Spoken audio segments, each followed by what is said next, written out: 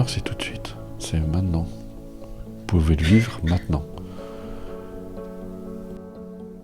Vous ne pouvez pas vous libérer de vos difficultés, de ce qui fait obstacle à votre bonheur, en le nourrissant d'une manière ou d'une autre. C'est pour ça que j'entends souvent parler du travail sur soi. Mais pour moi, c'est vain.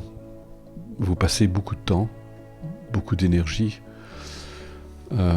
pour découvrir. Et combien de fois on a eu des personnes comme ça qui, après des années de psychothérapie ou de démarche, disons, de travailler sur eux et de prendre conscience d'un seul coup, en prenant conscience vraiment de la nature réelle des phénomènes, se rendaient compte à quel point ils avaient perdu beaucoup de temps pour rien. En même temps, c'est pas pour rien, parce que dans la mesure, tout ce que vous avez fait là vous amène là où vous êtes aujourd'hui.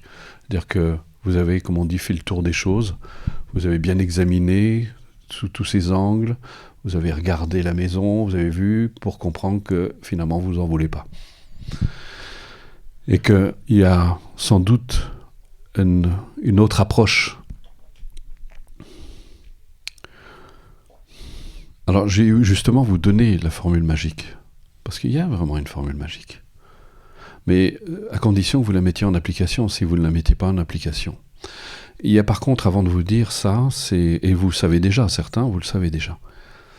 Mais combien de fois on entend des choses sans réellement les entendre, jusqu'au jour où on se dit, mais bon sang, j'avais ça sous les yeux depuis toujours. Et maintenant seulement je réalise. C'est pour ça qu'il faut bien faire la distinction entre comprendre et réaliser. C'est pas la même chose. Vous pouvez tout comprendre. Combien de fois je vois des personnes qui sont 10 000 fois plus érudites que moi, qui ont des connaissances extraordinaires, qui ont lu des tas de livres, qui sont... Moi, quand j'ai rencontré Rinpoche, la première chose qu'il m'a dit, arrête de lire. Mais ça veut dire parce que j'étais rempli de concepts et que je cherchais la réponse dans les concepts, dans les idées, dans toutes ces notions philosophiques, spirituelles, psychologiques. On pense qu'on va trouver la réponse là. Elle n'est pas là, la réponse. La réponse, elle est là où vous êtes maintenant. Et je vais vous expliquer pourquoi, comment. Pourquoi on insiste tant sur le fait d'être là. Je ne parle même pas de présent, parce que le présent, c'est un concept aussi. Il y a beaucoup d'auteurs qui parlent de l'instant présent, etc. Il n'y a rien de tel qu'il existe. Et vous pouvez le vérifier par vous-même. Je ne suis pas en train d'essayer de vous faire changer d'idée, de philosophie. J'essaie de vous faire prendre conscience de la nature réelle des phénomènes, parce que c'est quelque chose que vous pouvez vérifier par vous-même. Et c'est pour ça que tous ces sages que j'ai pu rencontrer, je pense notamment à des grands maîtres comme Chimène Rinpoche, il n'y a aucune croyance. Dans le bouddhisme, il n'y a pas de croyance. D'ailleurs, Bouddha ne cessait de dire « Ne croyez jamais ce que je vous dis. Vérifiez-le à la lumière de votre expérience. Vous devez aller voir par vous-même pour que ça devienne une réalité pour vous, que vous le voyez par vous-même. C'est comme si je vous dis « Là-bas, il y a de l'eau. » Et vous pouvez simplement me croire sans aller le vérifier, mais vous ne le saurez pas. Tant que vous n'y êtes pas allé, et quand vous y êtes allé, vous dites « Ah oui, effectivement, c'est juste, c'est vrai. Je n'ai pas inventé quelque chose. » Je vous donne une indication. C'est pour ça que tous les sages disent, on est comme un poteau indicateur. Mais en même temps, ils disent, faites attention, parce que la nuit, peut-être des voyous sont venus, ils ont tourné le poteau indicateur. D'ailleurs, juste à ce titre, je ne sais pas si vous connaissez l'histoire du touriste qui va en Grèce. Et, il demande son chemin à un grec, et le grec lui dit, vous allez par là, ensuite vous suivez, etc. Il lui donne toutes les indications. Puis juste avant qu'il reprenne son chemin, il dit, faites attention, tous les Grecs sont des menteurs. C'est une façon de dire, gardez la vigilance, ne vous contentez pas de croire.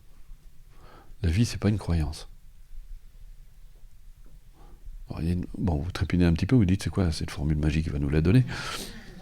Hier, on a fait quelque chose, je vous ai dit, faites exister ce que vous voulez maintenant, faites-le exister.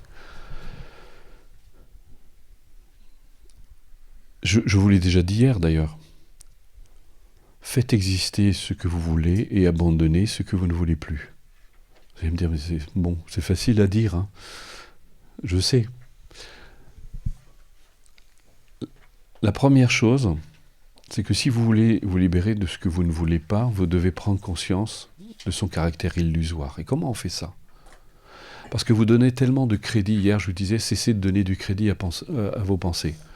Alors c'est facile à dire, parce que vous allez vous batailler avec vos pensées, vous allez vous dire « j'y crois plus, je ne les suis plus, etc. » Mais ça ne marche pas, bien sûr. Parce que le problème, c'est que vous n'avez pas conscience de leur vraie nature. Et c'est à ça que sert, entre autres, et ça c'est le premier secret, la méditation sur l'impermanence, sur l'interdépendance et sur la vacuité. Ça vous permet justement de vous défaire du caractère illusoire de la pensée. La pensée est insubstantielle, elle n'a pas de réalité. Elle n'a que le pouvoir que vous lui donnez. Elle n'a que la réalité que vous lui accordez. Une pensée est sans substance. La preuve en est, quand vous méditez, vous êtes là, vous regardez, et ça c'est la première méditation, l'impermanence. Ça fait partie des pratiques bouddhistes, et c'est ce que j'ai aimé dans le bouddhisme, c'est pragmatique, c'est pas du tout philosophique. Vous méditez sur l'impermanence, sur la nature impermanente des phénomènes. Mais quand je parle de méditer, c'est de le réaliser, pas de le comprendre. Vous avez compris que les choses sont impermanentes. Mais l'avez-vous réalisé ? Parce que quand vous le réalisez, ça change tout.